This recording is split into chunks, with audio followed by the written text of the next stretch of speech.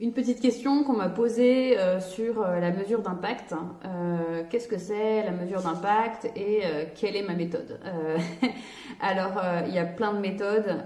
J'en ai pas une, j'en ai plusieurs et ça va dépendre de l'objectif et de l'ambition que vous fixez sur votre mesure d'impact. Pour répondre plus concrètement, vous avez une volonté d'initier une mesure d'impact pour votre entreprise ou votre association ou votre organisation.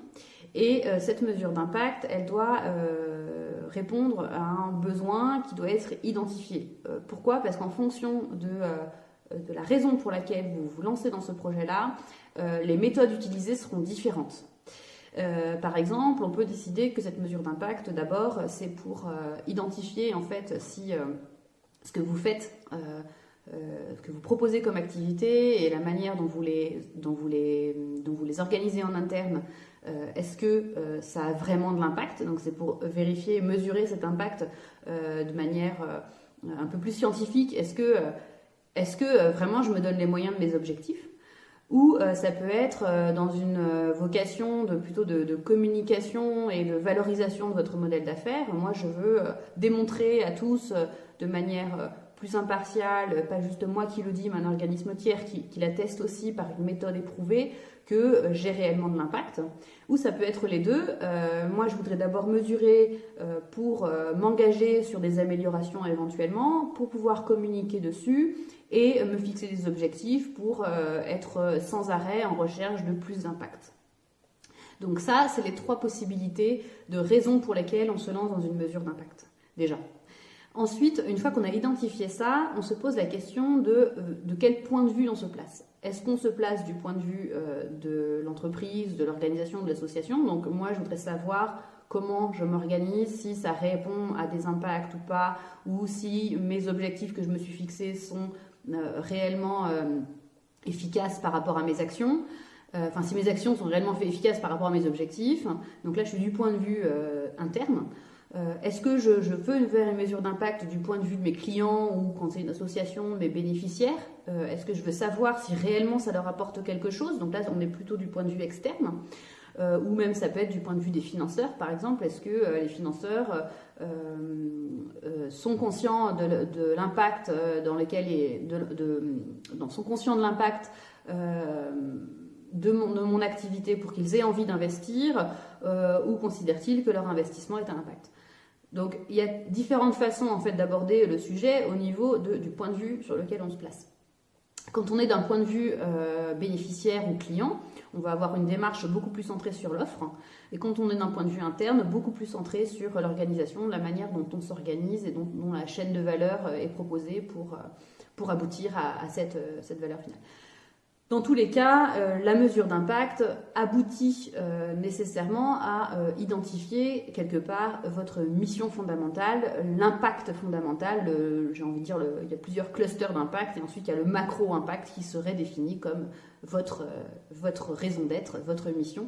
Et donc cette mesure d'impact peut permettre à identifier cette raison d'être que vous pouvez ensuite intégrer dans vos statuts pour les associations ou même pour les entreprises, pour être ensuite bicorp ou entreprise à mission. Ensuite, concernant la méthode, ça va donc dépendre évidemment de tout ce que j'ai dit avant, mais il faut identifier quatre grandes typologies de méthodes. La première typologie, ça va être de vous intéresser à l'efficacité. Donc l'efficacité, c'est est-ce que mes actions sont pertinentes, enfin, est-ce que mes actions, pardon, ça c'est la pertinence, est-ce que mes actions répondent bien aux objectifs que je me suis fixés. Donc là, pour savoir ça, vous allez pouvoir identifier un certain nombre d'indicateurs, par exemple, sur vos actions et l'impact que vous vous fixez. Donc là, ça va être plutôt une méthode par indicateur. Donc là, les indicateurs, il y a beaucoup de référentiels. On peut choisir lequel en fonction de votre activité, de votre capacité, de votre ambition, en fonction de vos ressources aussi, en temps, en personnes et en argent. Ensuite, c'est la pertinence. Enfin, ça pourrait même intervenir en premier. La pertinence, c'est est-ce que mon projet répond-il à un vrai besoin sociétal? Est-ce que j'ai véritablement de l'impact en tant qu'entreprise ou organisation? Est-ce que je suis pertinent dans mon positionnement et dans ce que je propose. Donc là, on va plus avoir une démarche soit partie prenante, où on va interviewer, rencontrer via des focus group ou des workshops, en fait, un certain nombre de parties prenantes. Donc pour rappel, la partie prenante, hein, c'est un groupe de personnes ou de personnes qui vont être impactées par votre organisation, par votre entreprise, ou qui l'impactent, ou les deux.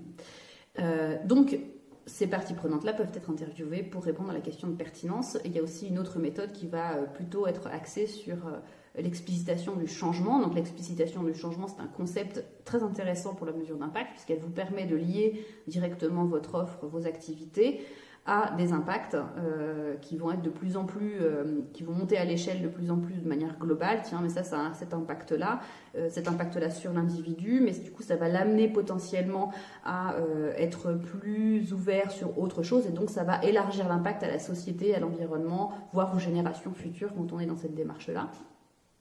Et donc, cette explicitation du changement permet de véritablement identifier votre mission d'entreprise. Quand on est plus dans une question d'efficience, donc est-ce que les ressources que j'utilise, enfin les ressources que je mobilise sont efficientes par rapport aux résultats, là on va être plus dans une démarche de Social Return on Investment, de SROI, où on va s'interroger donc à une notion un peu plus monétaire et de coût par rapport à ce que vous avez utilisé, combien ça vous coûte et quel est le bénéfice pour les parties prenantes. Et donc là, il va y avoir une approximation monétaire en termes de bénéfices. Ça peut aussi être utilisé pour valoriser une mesure d'impact au niveau des investisseurs et des actionnaires, par exemple. Et enfin, dernière approche, l'approche par impact net. Donc là, on veut s'assurer que l'impact identifié pour l'entreprise ou l'organisation est réellement lié à son activité. Et pas à d'autres éléments de contexte qui pourraient influencer cet impact. Donc pour identifier ça, on est dans une démarche de groupe de comparaison, où là on va prendre un groupe témoin qui va bénéficier de votre offre ou de votre activité ou de vos services, et un autre groupe témoin qui n'en bénéficie pas, et on va identifier donc de manière qualitative et quantitative si effectivement c'est bien lié, donc les impacts que vous avez identifiés étaient réellement liés à votre offre. Donc là c'est l'impact net avec des groupes de comparaison. Voilà, grosso modo, pour la mesure d'impact, les ambitions, les objectifs, le point de vue vers lequel on se place, et ensuite les différentes méthodes proposées. Sachant que pour une mesure d'impact, souvent on en propose 2 ou 3 pour compléter en fait l'approche et avoir une vision beaucoup plus globale de à quel point vous impactez vos parties prenantes, l'environnement, voire les générations futures.